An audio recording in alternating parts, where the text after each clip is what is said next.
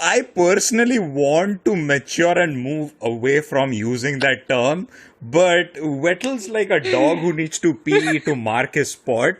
He needs to spin on every track to mark his spot. Like, okay, I was here. At least once, yes. At least once.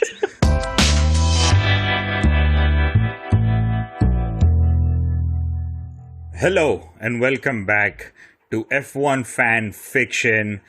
This is after a long break. If you're wondering why we weren't here last week after the Belgian GP, then you're not an F1 fan. So it rained. Come on. I mean, nothing happened. 2 laps driving behind a safety car is not a race, and it doesn't warranty an episode. Yeah. We didn't show. Even though FIS says it is a race, it is not. It's not. We are your hosts. I am Akash. And I'm Sarang.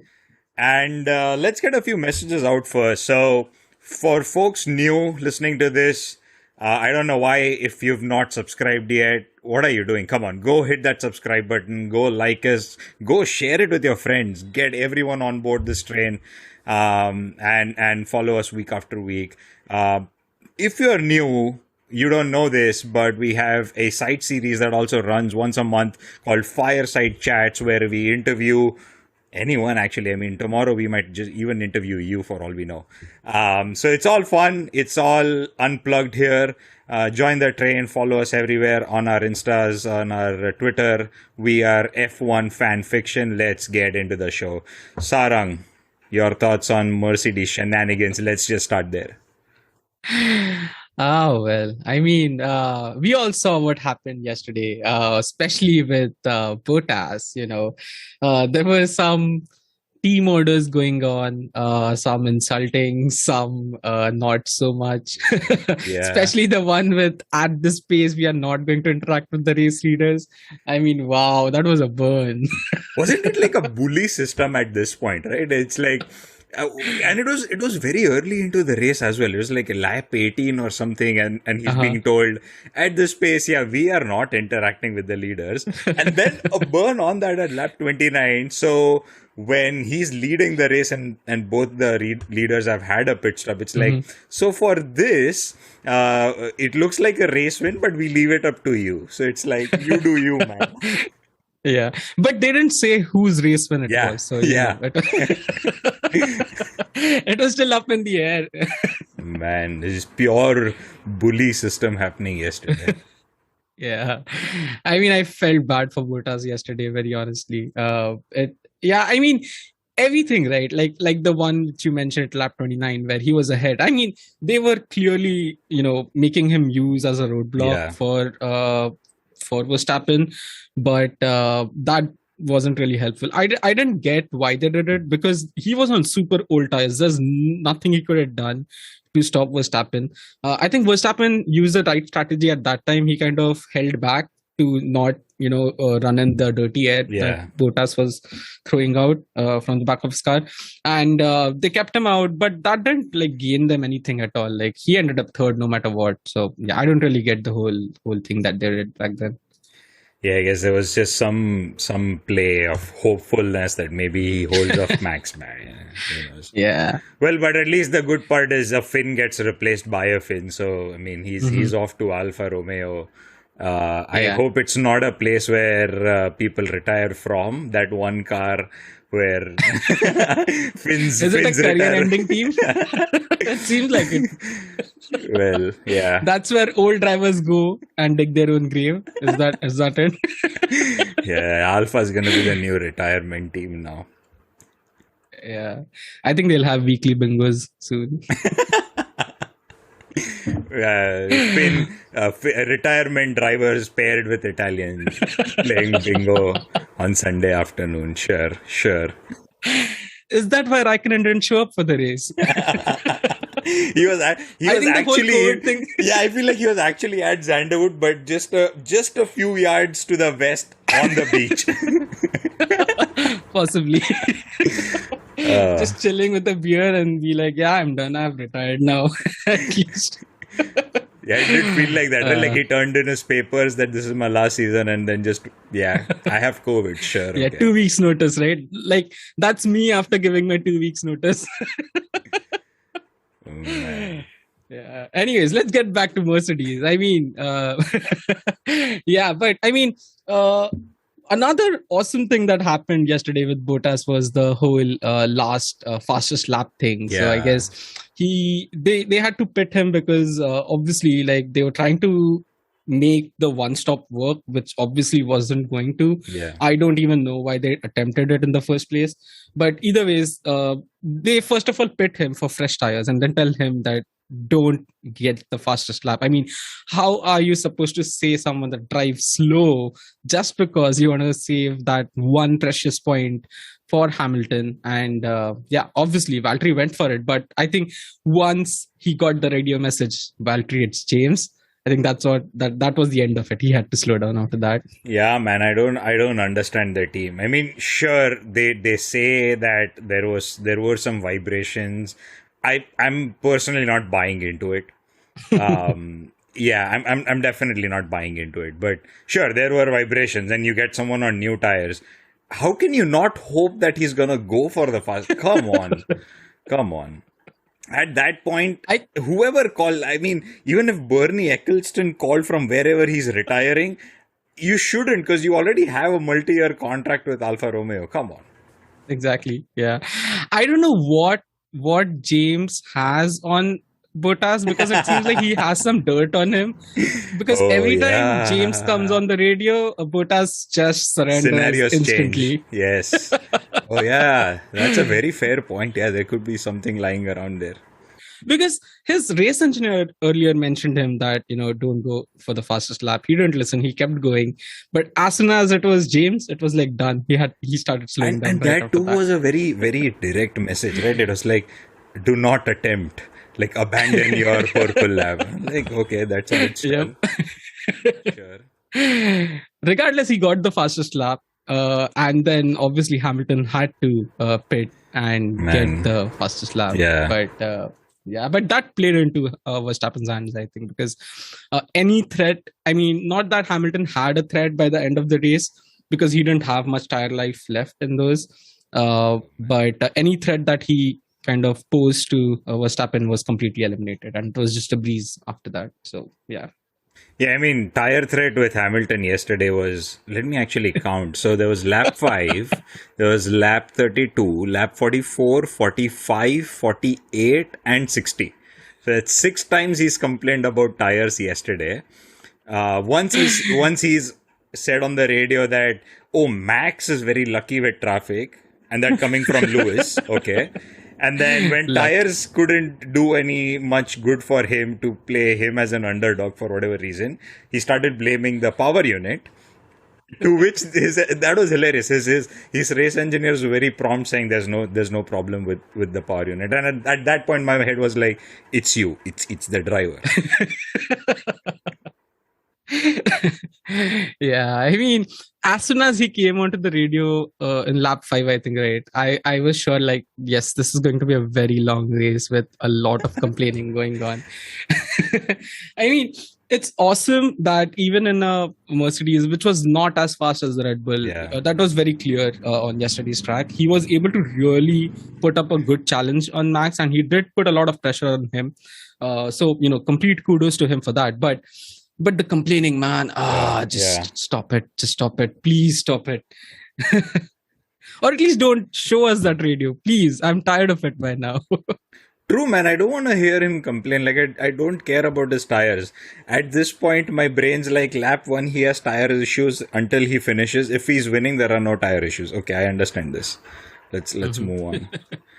I think FIA, I mean, not FIA, but like rather F1 in general, FOM, who basically handles the streams, is to blame a little over here. Definitely. I guess him, like Hamilton being the top driver right now, they kind of put him under the microscope and probably like pick and choose each and every of his radio comments and like show it on the live broadcast, which they don't do for other drivers. Yeah. So we don't really get a very good take on how other drivers are like interacting with their teams, but they kind of single him out. So I think it also kind of puts this perception in the viewer's eye that he's just constantly complaining, which he does. I'm not saying he doesn't, but probably other drivers do that as well. No, that's true. I mean, at least it's gotten better this year because the mid pack's getting stronger and there are multiple other overtakes that happen. So there is still some footage that other drivers are getting. But yeah, it feels like it is way more Hamilton dominated sport from media point Yeah. of view. Yeah. And obviously the whole nonsense with British media. So let's not go there. Yeah. But it wasn't Merck's day yesterday, man. Like they were messing Not up at their all. strategies quite a bit. Yep. I think the undercut that they tried, the second pit stop, didn't work out in their favor at all. They put him right in the middle of the traffic. I think it was the train behind Ricardo, right? I guess where he Yeah, merged that in. P8 through later train is where he Yeah. popped out. I mean, Hamilton was driving pretty well in the second stint as compared to Verstappen. I think Verstappen had switched to hards, right? And After the second pit stop, yeah, the hardest compound. yeah, right. And Hamilton had switched to softs, mediums, Mediums, which yeah. didn't make much sense to me because I think there was around like 37, 38, something like that Yeah. laps remaining. And I don't think under even the best circumstances, he could have stretched those mediums till the end. So, yeah, not a good move. It smelled of desperation. And I think at that point they had already given up on the race, and they probably thought that we had to, try something really offbeat to try and get the win here. Yeah, there was this constant 2 second plus delta between both of them. There was just this one moment where he was with a sub 1 second, which was when like Max overtook Bottas and then Bottas let Hamilton pass.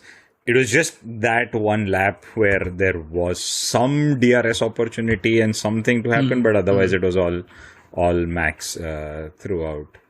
Yeah, and that too actually was pretty cool. One thing that I don't know if you noticed, but when Verstappen overtook Bottas, I think that was on the main straight, right? Like, yeah. But he had to go offline Yes. to overtake him, so he had to pick up a lot of marbles Yes. on the way.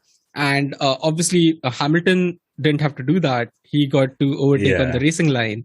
And I think that was also kind of a strategy play in that sense that he, Hamilton got that advantage of having a little better tires for a while, but Max was able to manage that brilliantly.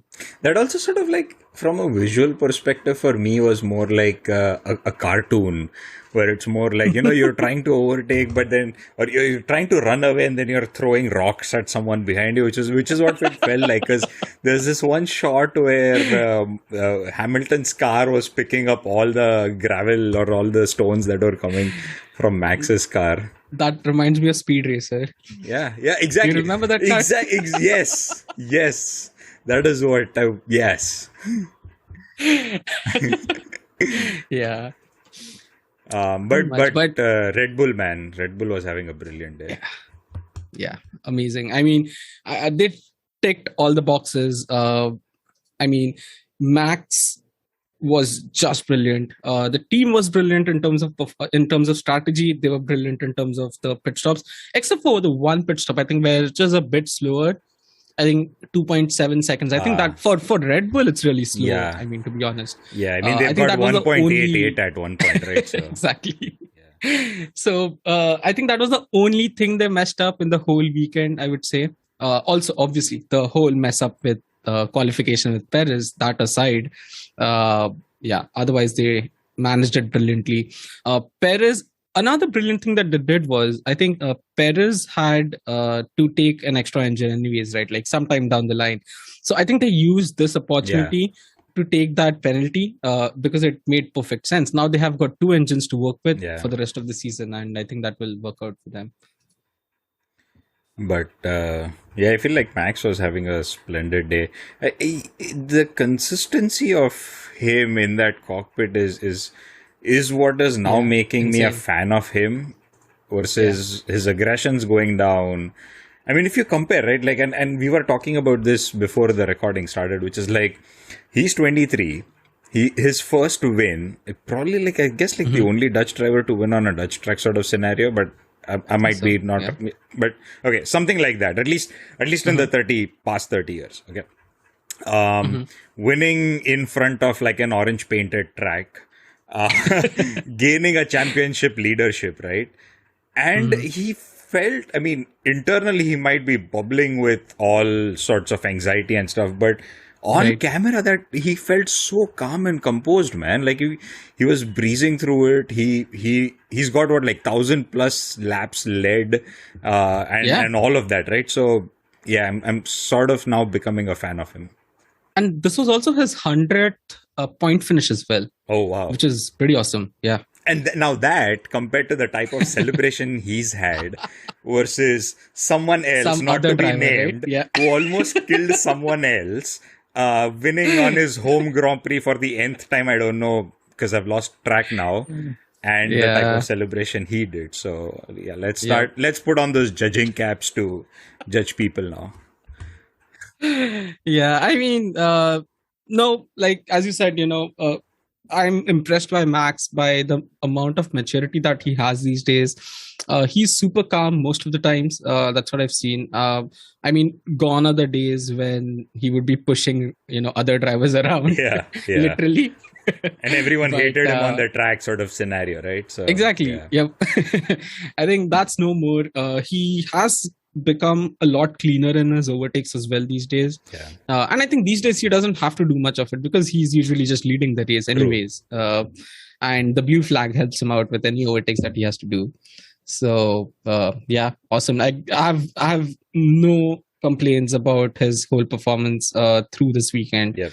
Just flawless, insanely good. And it felt like him, for some reason, maybe his home track or whatever, like he has nailed that turn 3 weird banked corner, Yes. man. It was just like a dance seeing him get into that Yeah.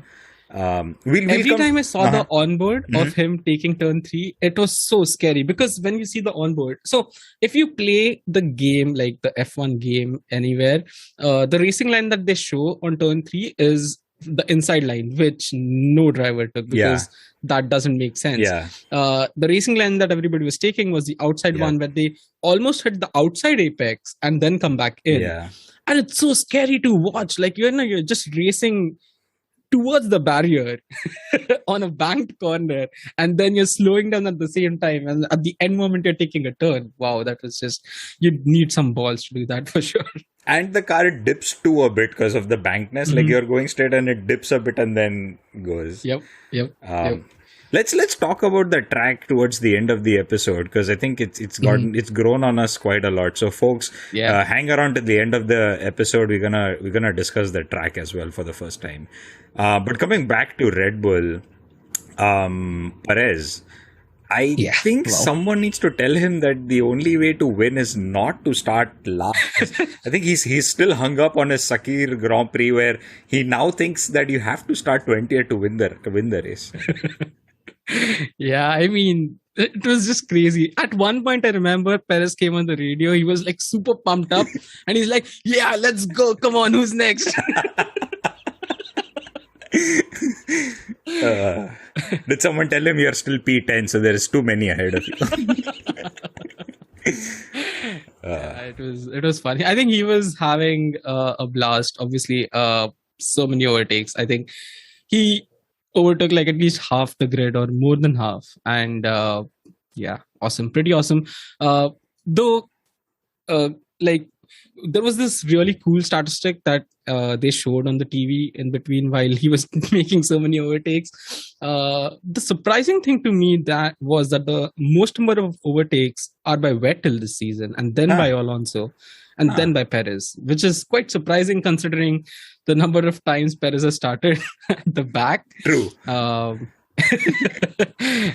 I think Alonso has that count mainly because of his first lap. Because first lap he's usually like overtaking around 10 people in one shot. He's a bullet. Yeah, he's a bullet on that lap one. Yeah, I think so. That's why like most of his overtakes come from there. But pretty cool statistic. And I'm sure Perez will probably be leading this by the end of the season if he keeps starting at the back. Yeah, unless someone tells him not to do that. Sure, that's what's going to happen. But I think like he's fallen in love with that chicane at turn 11 and 12 because and I'm sure FI is gonna make F1 YouTube's gonna make a video out of this whole laps or positions gained by Perez, and I feel like all of them are just gonna be at the turn 11, 12 chicane. Okay, now Nikita, now that it's gonna be the same thing. But one of them was very hilarious. Right? He overtook Nikita on that turn, and then comes onto the radio and says, "This guy's a joke." I felt like it was a decent fight with an overtake. Why was he a joke to you? I think by now it's just, people do have a lot of bias against Mazepin for fair reasons, but it's still somewhat of a bias, I would say. And I think, we saw that throughout this weekend, right? I think during qualification as well, we saw that one. with Mick and this guy Mazepin having their shenanigans on the track with who goes first, and Vettel becoming a victim there. Oh, let me interject here a little about Vettel. FIA, they really need to bring in some consistency here. Back in France, when Vettel blocked Alonso with the exact same circumstances, actually a little better circumstances than now, because back then Vettel wasn't trying something really dangerous. He was just stuck behind a line of cars that were lining up. And Alonso came in at full racing speed, and obviously because it's Vettel, they decided to just throw him at the back of the grid for blocking Alonso. And these two idiots were fighting on the track for some stupid thing like who goes first, because it doesn't make a lot of sense over here, because at Zandvoort, it doesn't matter much, because first of all, I don't get why going first is so important. Yes, yellow flags and things like that might help, but one car ahead doesn't really help anything, because if you consider when you have 8 cars ahead of you, going one car ahead is not going to help anything. Hey, anything. You got to fight for that P19 position. Come on. Exactly. And Vettel's lap was completely ruined by these two idiots, and there was nothing, not even a warning. They weren't even summoned to the stewards' offices. I don't get this at all. There should be some consistency. Either it is illegal to do that and you need to punish drivers to do that, or you don't. One of the either. It can't be both. No, and I agree with you, and I want to go a step ahead, because sometimes these drivers come on and say hey, it was the team's fault or whatever, right? At which point I'm like, okay, get some constructor points off of the team, because fair enough. At that point, you got to do what you got to do, right? You can't have the driver just blame the team and get off the hook. So sure, it was the constructor's fault. Get them some points penalty there, or whatever you want to do, a fine or whatever, right? But more than the whole blocking sort of ruining Q2, Q3 thing, which is also fair, but I feel like there is, and I hope it doesn't happen, but I feel like there is a huge accident impending based on the way these things are happening. And it's happened way more this season than any other season. So, yeah. Yep. No, FIA I totally agree not giving the penalties to Mick and Mazepin. Don't get me wrong. I'm happy about that. And that's exactly what they should have done back in France as well. But consistency has to be there, some form or another. Agree. Well, coming back to Red Bull shenanigans, or actually, Red Bull doing the fun part. Now let's come to Red Bull shenanigans. What's up with the whole rumor story of everyone trying to cockblock Albon? Albon, right? Poor kid, man. I feel so bad for him. He seems like a really good guy. He is, very easy to talk to. He is quite fast as well. Unfortunately, he was pressurized into a very difficult situation, and I think he obviously wasn't able to keep up with that. First of all, having Max as your teammate, I think is becoming career ending, isn't it? It seems that way. Slowly it seems or you just show that you can overtake, go back to the grid, and at least try coming 4th, 5th, 6th. That just shows you can gain 15 positions. That's it. Yeah, I can't overtake Max. That's fine. I'll just overtake the rest of the field. Yeah, but anyways, like Albon definitely deserves another chance in some team, and I really hope with all the rumors that are going on that he might end up at Williams. I hope. But yeah, there's so much shenanigans going on, right? I think Toto is trying to block Albon from getting into Williams, stating that Williams is a customer team for Mercedes and Albon is still on a contract with Red Bull. So, he might like spy for them, which doesn't really make sense to me. Like how much information the driver really has on the technical aspect of the engine itself, right? Like, I mean, yeah, definitely he can probably describe the, what do you say, the torque, whatever it is, mapping or whatever to Red Bull as to, how torque is distributed by the engine or something like that. But other than that, like, there's not a lot that he can actually feed back, even if he wants to. More than anything, I feel like these guys definitely have way good lawyers. Get him off the Red Bull contract if every party involved is fine with it, and then get him onto a new contract, man. Come on. Out of the clean slate. This is just complaining, right? Like contracts are, as we have seen, contracts mean nothing in F1 really. Like we saw that with Perez, right? Like at a drop of the hat, they kicked him off to get Vettel in, which makes sense. I'm not, chastising Aston Martin there, but contracts don't mean anything. If you want to get a driver in some team, you can do that. Simple as that. And also Horner, like, why is he acting so holier than thou? Like, you have fucking 4 seats with you. Just give 1 seat to Albon. What is Tsunoda doing anyways, right? Like, just kick him off. But bringing obviously for the Honda money. Bringing money. Other than the Honda money that he's getting in, what is he doing, right? Yeah, but whatever. I hope he gets a seat. I really Same here, man. Yeah, I feel like he's gonna have a similar situation like Pierre Gasly if he gets the second chance. So, hoping for that. Mm-hmm. And also considering Williams is doing so well, right? I really hope that he gets a proper chance. Oh, speaking about Williams, I want to talk about this. So, I think we're way past my crazy prediction that Williams going to be in points, right? So we're way past that. You were this close, close of getting Hulk as the mega sub. Yes. I was hoping for it, but I think the news came out really quickly that Kubica is going to replace Kimi because Kimi got COVID, which I still doubt, very honestly. He was on the beach, man. He was on the beach. But yeah, I feel like the only reason Kubica was there was because probably he was already somewhere near Zandvoort. Otherwise, I feel like Hülkenberg had already started driving from Germany. It just didn't reach there in time. but let's move on. I mean, Alpine. I wanna ask you a few things about Alpine.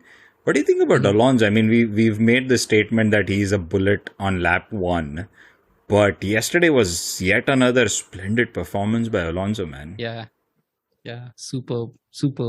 I mean, amazing drive by Alonso. Alpine suddenly seems to have gained some performance. I don't know what's going on, but right after, like, I think Ocon won, right? Which was, how many races back? I think 3 or 4 races back, right? Yeah. Ever since then, they are just doing too good. I mean, obviously, they didn't drive at Spa, but yesterday's performance was on pure pace. There was nothing wrong with any other team. Nobody had retired. Nothing, which was again surprising considering Zandvoort, there were no retirements. Anyways, they were there on pure pace, and Alonso was making some awesome moves throughout the race. Just too good. And what are your thoughts? Yeah, I mean, it felt even more so obvious when I think during the race start, Ocon was faster, at least on the clock, behind Alonso. And there was this good overtake. I want to say Alonso overtook Ocon, but someone will have to fact check me here. On turn 3, where Ocon took the inner line and Alonso took the outer line, and he overtook him there. No, so I know what you're talking about. So Ocon was trying an overtake on Alonso, but that failed because So inside Ocon was on line the on turn outer, three. but it was good to see like both Alpines on turn 3 there. Yep. For a second, I thought that they might just crash because it felt like it. That turn is very deceptive, to be very honest. But Ocon comes onto the radio and says, "Hey, I'm faster than Alonso." Someone tells that to Alonso, "Hey, Ocon's faster than you," and Alonso goes, "Oh, you want me to drive faster? Just tell me that." And then he guns. So at that point, the funny part was like at that point, the delta between both of them was like, I want to say like a second or tenth of a second or something like that. And then as soon as Alonso gets this message, a few laps down, he has a 6-second lead on Ocon. So, but yeah, it's so much fun seeing Alonso there. I hope it's more like a mentor-mentee relation between the two, but at times it feels like a father-son relationship. So I'm just going to throw it out there. Yeah. I think that Alonso probably forgot that he was racing, and then the engineer had to remind him that, hey, you're racing, drive faster. Yeah. I mean, I think he gained like 4 or 5 or some positions there. Right? It was just both Ocon and Alonso have gotten so much good in that Alpine. I think Alpine, as you said, totally true, is maturing as well. There's something that I forget. Like there was an interesting radio message from Alonso towards the end of the race as well. Something. Oh yeah, I remember that. So I think towards the end of the race, Alonso was on the last lap, I think, and obviously the stadium had gone crazy after Max won. There was just orange smoke everywhere, and he comes on the radio and says that I think that Max won because there's smoke everywhere on the track. Oh, dude, you gotta say this. You were telling me about this tweet or this Insta post from someone, right? About how there was this party going on Zandvoort. Oh, yeah. I forget who it was, but basically the essence of it was that it felt like it was a how much ever long the track is, that many miles long party, and the racing cars are just a minor inconvenience for them. which really felt that way, very honestly. Oh man. Yeah, it was insane. I think the whole atmosphere at Zandvoort was just crazy, right? Yeah, just a sea of orange everywhere. First, you've got these cars roaring. On top of that, you've got these people roaring. And on top of that, you can't see anything because there's all orange on the track. But yeah, it was just exhilarating to see, this. I've never seen this amount of support anywhere, man. Like even Ricardo doesn't get it at Australia. Hamilton, I don't care. No, but even he doesn't get this much. That's true. Yeah. German drivers also, I don't think I remember like this crazy support. And it's not just Zandvoort, right? Like these guys come at Belgium, they come at Austria, they come everywhere. Yeah. They treat so many. So the funny thing is like this, right? Everybody has got their own singular home race, right? Like Hamilton has UK, Ricardo has Australia, but Max has multiple. Like he has got Austria, he's got Belgium, he's got Zandvoort. Like wow, like it's insane. His fans are just crazy. I think it's not just his. In general, Dutch people are really crazy about their sports. Think about anything, right? Like FIFA as well. Like you know what happens when Netherlands is there up in the finals. Yeah. Totally. So yeah, it was just awesome. The crowd went crazy. They were loving it, every moment of it. Obviously, I think the royal family was also present there for.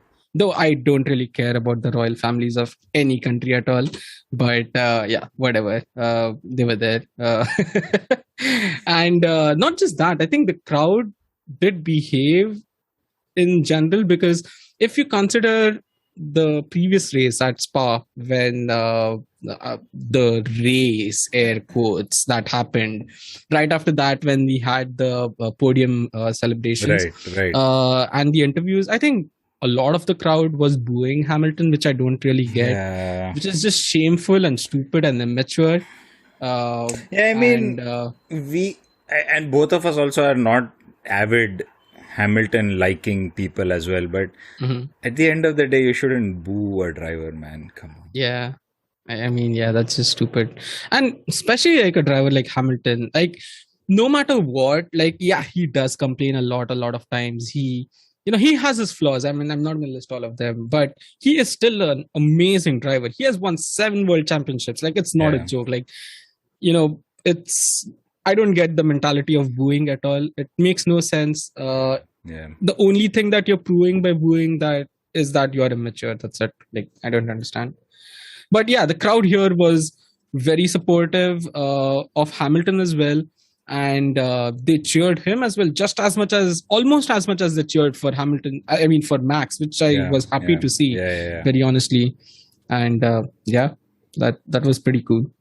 Yeah, man. And I mean, at least I feel like booing's still a mild version. I mean, as much as I dislike Hamilton, sometimes he gets this racist hate as well. Come on, grow up, people. Anyways. I mean, I guess like the crowd was also exciting yesterday because of all the overtakes. Because I think like, see, just before the long straight, you have, the chicane not too far, right? So that's one huge overtaking point. And to my surprise, yesterday, that turn 1 right hand, everyone was taking that outside line to do these overtakes, man. It was just brilliant to watch. Yeah, it was surprising, really surprising. Yeah, it was too good to watch that. And overall, I think the crowd had incredible views of these cars because exactly. Do you remember the last banking turn, right? I forget what the turn number is. 14, yeah. Just before the start-finish line. Yeah. That one especially because there's a grandstand right in the middle of that turn, and it faces the turn. And the camera angles that they were showing, wow, like the cars are going like at a angle because it is banked, and these people can exactly see the whole car, but they generally can't when the cars are going flat. So I'm pretty sure that I really do want to look at some footage that people might have captured from that stadium, like that grandstand. I'm sure it would be pretty awesome. Yep. Yeah, and I mean, the way this track's designed too, I guess like there are definitely some stands which have a good vantage point. I'm pretty sure like probably that bank turn has a view to the right, going a few turns to the right, and then they can also probably see the main straight onto their left. So yeah. So let's talk about the track in that case. I mean, this track, we were talking about this before we started recording as well. Like, we've started liking this track. The banks and the dynamics of the track are really nice. It's just flowing, like this track. It feels like a river. Like it's, each like this whole track has some cohesion to it as such. Like each corner flows into the other, and I think pretty much that's. I mean, I was talking about this while watching the race, that I don't really understand how are these drivers making any adjustments to the car to what their engineers are saying, because there's absolutely no place on the track except for the main straight where you have some time to relax. Like it's just one turn after another. Boom. Yeah, that's it, right? Yeah. It was pretty awesome. And the whole elevation changes, the banking adds to everything. Even though the track is quite narrow, like people I think were expecting a very boring race, like something like Monaco, but no, that didn't happen. We did see a lot of overtakes, which was quite good. Yep. Yeah, I mean, you're right. It did feel like everyone's just going to keep going in circles one after the other, but there was some fun happening there. And I think the drivers themselves personally loved the track. That's what it seemed like. Definitely, like in fact, Hamilton also said this in his post-race interview that it was one of the best tracks he has driven on, and he had a lot of fun, and he definitely wants to get back here because how fun the track is to drive on. I guess another thing that he had mentioned was like when at the point where he knew he had lost the race, and then he went for the fastest lap by pitting, he said that that last lap of his was the most fun he has had in the whole race, because like there was one lap, and then the track is so awesome that he just had to give it all, and like nothing he won to lose, with the car give for it that. all. Yeah. Yeah. I think everyone and also like everyone nailed that turn 3 except Sabinala. I Yes. personally want to mature and move away from using that term, but Vettel's like a dog who needs to pee to mark his spot. He needs to spin on every track to mark his spot. Like, okay, I was here. At least once. Yes. At least once. So, Oh man. As soon as I saw that, I could imagine all the memes flooding in.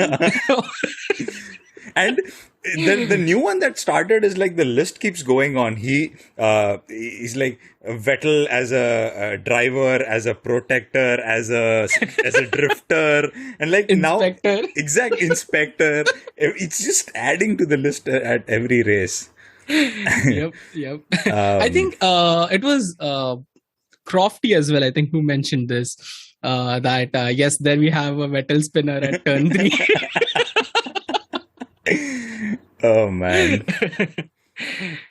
He got he had a terrible race, like starting from qualification itself. Like, I think he had given up by the end of it. But still, he managed to reach right up till Stroll, which is really awesome. I mean, considering where he started, he spun once as well. And still caught up with Stroll, which is pretty awesome. He's been doing brilliantly at Aston Martin this time. For sure. Double podium. I mean, I still consider Hungary as his podium. Sure, they didn't give it to him, whatever. But I mean, the team messed up, but complete credit to Vettel for getting that podium. I mean, in my eyes, he did win it, even if he didn't get the points for it. So Back to Zandvoort and Dutch in general. I think like not just Dutch have respect for the team players, and even if it's a rival, but like they just keep proving again and again how environmental friendly and conscious they are as well, right? Like the bike capital of the world. But there was an interesting ticketing system that they were doing with the recycling of cups, right? One point which I noticed was like when they in the opening shots of the race, when they like show the entire track, they had a dedicated parking lot for bikes, which I have never seen on any other track before. And it was huge. Yeah. So it was really awesome to see that. Like, so many people had arrived on bikes over there. It's the biking capital of the world. And I so love that, they take it that seriously, man. I love that country for what they do with the environment consciousness. Yep. But and as you mentioned, right, the token system that dude, explain the cupping the cup system or whatever the whole. Let's redo this. Explain the recycling cup zero waste system there. Right. So I think they had some token system this time at the stadium, where at the start of the race everybody would receive a token, and anytime you want to buy a drink and you get a plastic cup, you have to give the token in exchange of the cup. You have to hold on to the cup till the end of the race, or like if you want to have another drink, like give the cup back to the vendors and they'll give you a new cup. So that way they avoided people from throwing the cups away into the garbage. They were able to recycle them. And as an incentive for the people to actually hold on to the token, there were two incentives. One was negative and one was positive. One was that you had to pay more money to get new cups. And the second was, if you have the token at the end of the race, you are entered into a lucky draw for some prizes, sure. which is a pretty awesome thing. Yeah. And by the end of it, we could see that the whole stadium was very clean and there was almost no trash anywhere. As compared to Belgium, if you had seen, it was like a landfill. It was just insane. That was painful. A, we didn't have a race, and then two, the cleaners had to do twice the amount of work. Exactly. Yeah. So I mean, even Vettel could go home early. So exactly. Yeah. But yeah, this track, I love it. I really want this to be on the calendar every year. Just awesome to watch these cars go on the track. It's just insane. Wow. Loved it. I guess now there's a 2-point lead on the championship.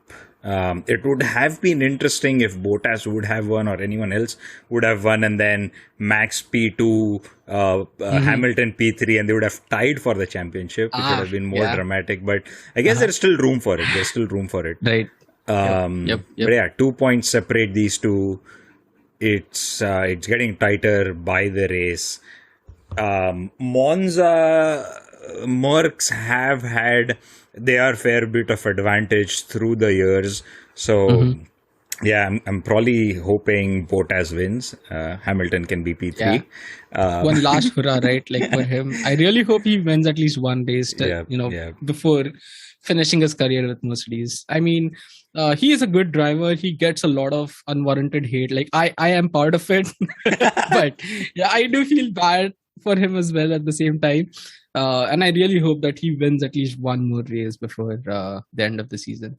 Yep, man. Yep. And he takes away as many points from Hamilton as he can so that Max has a free reign. But on that note, this was an amazing race, amazing track. We hope these guys keep coming here way more in the future, and these older, narrower, fighting tight tracks keep coming back because it's so much fun watching these races. And until Monza, this is F1 Fan Fiction signing off. Bye-bye.